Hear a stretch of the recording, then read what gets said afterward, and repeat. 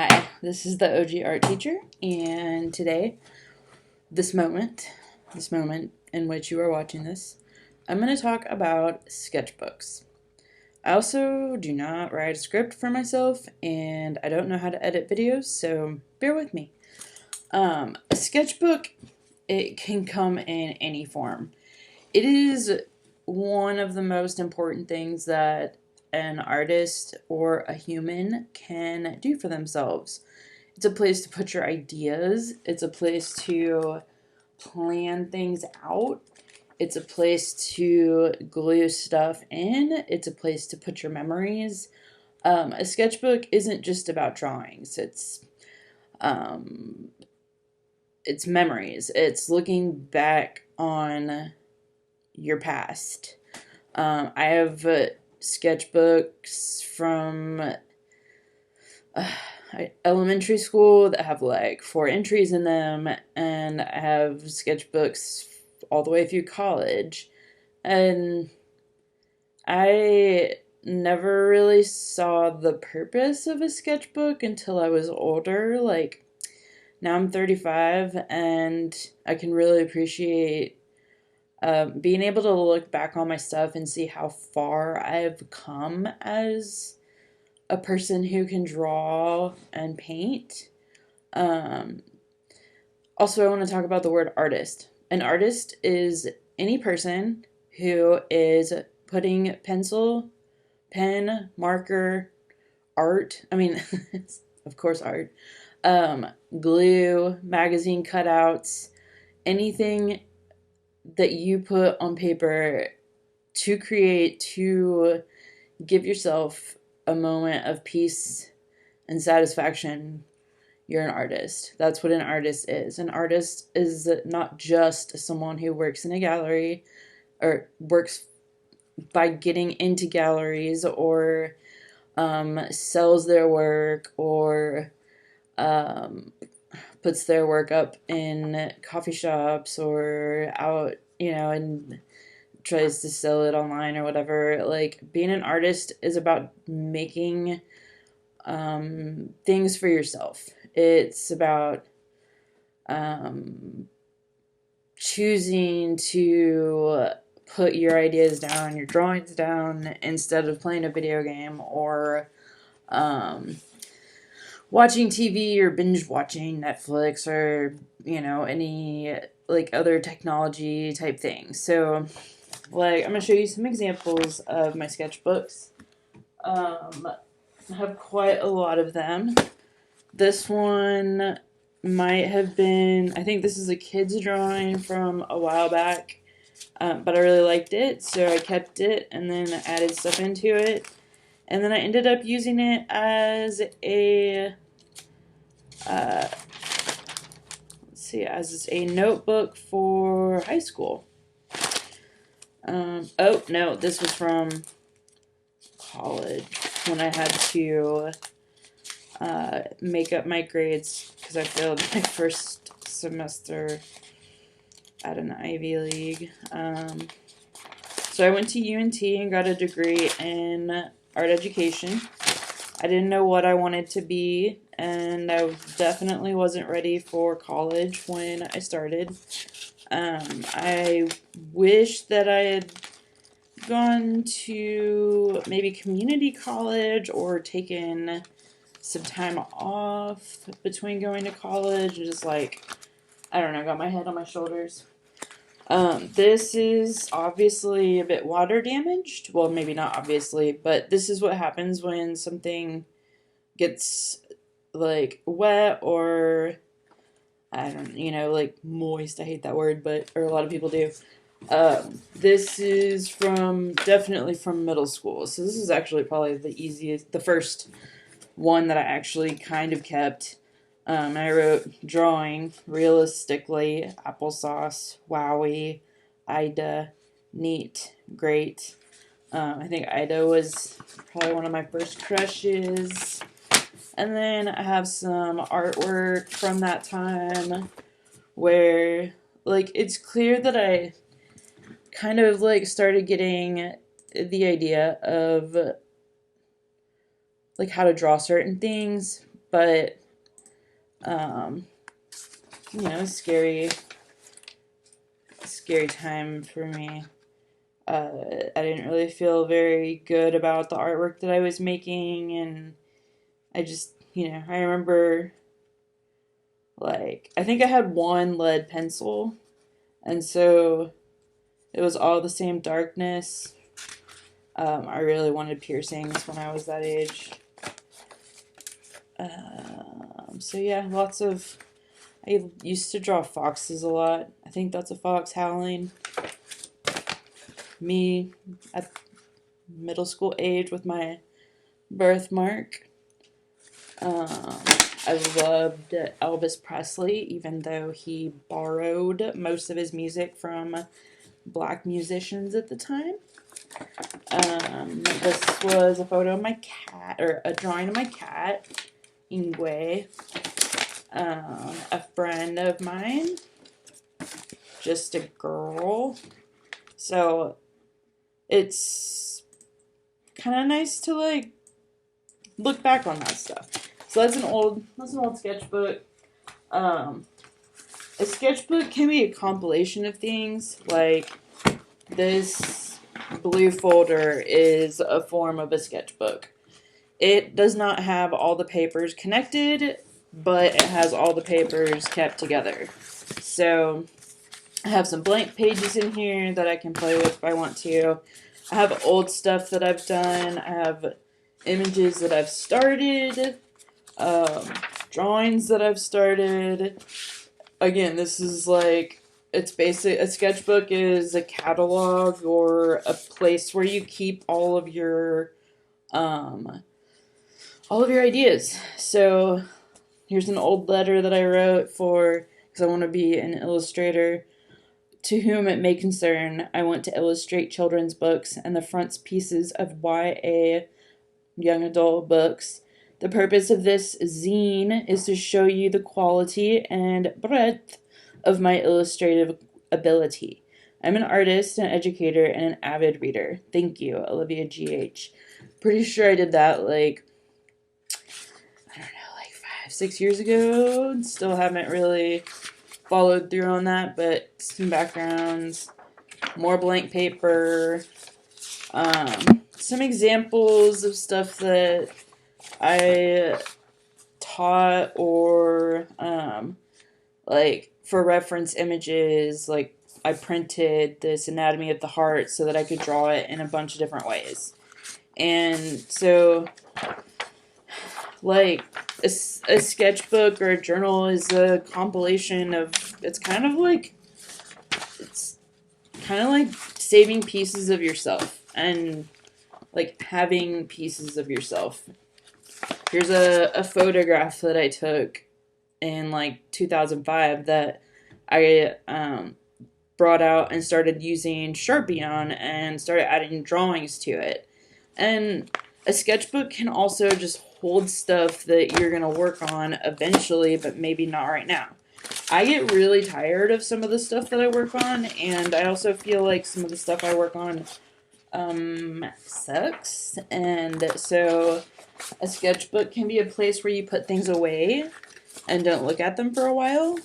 And then when you're ready, you can look at them. But a lot of times what I'll do is, like, instead of trying to make giant art pieces, I'll use a sketchbook to, like, get down a little idea to visualize, like, what I want to do. I take a lot of notes in the sketchbook. I play around with stuff. You can draw over designs that you don't like, or you can write over it. Sometimes I take, like, if I play a game with a friend, I'll use the sketchbook. Here I wrote this, I took some notes at one of my faculty meetings in which we talked about active shooters, which is something that teachers have to learn about because we don't have good gun laws in our country. So here's the notes that I took. Add, avoid, deter, defend. Fort Worth PD has a 7-minute response time.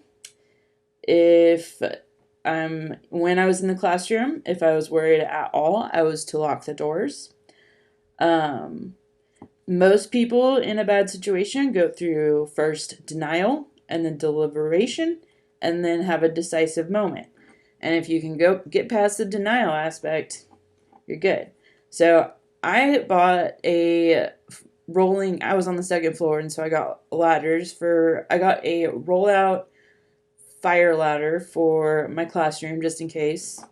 And then a belt around double door handles will keep someone from getting in if you have a double door situation like I did in my classroom. So basically, always have a plan is the motto of teachers. So this one, just a lot of writing in the sketchbook. This is I always had my students make sketchbooks, and this one is a bunch of sketchbooks that I put together from sketchbooks that were left in my classroom. So I duct taped them together, but originally I'd stapled them together. And this is where we'd practice everything. So when we did 1-point perspective, we do some little practice things in here. It's a place where you can doodle, where you can just have fun and not worry about wasting a paper if you get worried about paper wasting. Most of these are not my drawings, but I really enjoyed looking through and seeing. You can also glue stuff into the sketchbooks and have it there for whenever you need it. You can watercolor and paint inside. So here's where you can see where I stapled it, maybe. But anyway, you can also make a pocket in your sketchbook by stapling or taping 2 pages together. And the nice thing about the pocket is you can save little pieces of stuff. This is a really cool car. And here's some more cars. I haven't pulled this out in a long time, but those are super sweet. I don't know who made them. I miss my kids. But anyway, so this is basically 5 sketchbooks, but it's for fun. It's not for anybody but you. It's it's a thing that you keep your life in. I stopped drawing for a while, and so I started using these notebooks for writing poetry. I usually switch between drawing and writing, kind of go back and forth. And that helps me, if I'm worried about something, writing a poem about it, which is a freeform poetry, doesn't rhyme or anything. Let's see. I'll read one, but some of them are really personal and I can't. Okay. On hot pink boundary bubble. I am as big as I allow, my impervious, pink, translucent, visible only to me, boundary bubble that bends but doesn't pop, is arm's length, palms out, in front and back, overhead, side to side, down to my knees. Nothing comes in, nothing goes out that isn't allowed. All uniquely my own, what works for some or many may not work for me or you. The bubble, impervious, blown out like gum, bubble gum pink, but it's only poppable if one overthink because nothing, nowhere, no one can but maybe will try to come enter my boundary without a formal invitation. For this is my boundary, nothing and no one can enter without my permission. So on that note, what color is your boundary bubble? What color does it feel like, and what do you imagine it looks like? That's basically like your personal space, which a lot of people don't know how to use. So sketchbooks can look like this. They can be in a planner form. Most of the time, I do, writing and stuff like that. It can have notes written in. It can have little drawings, and there's just so many ways to have a sketchbook with like memories and meanings and just old things to make you think about. And hanging on to that stuff really, it gives you like a sense of self when you're feeling kind of, lonely or not lonely.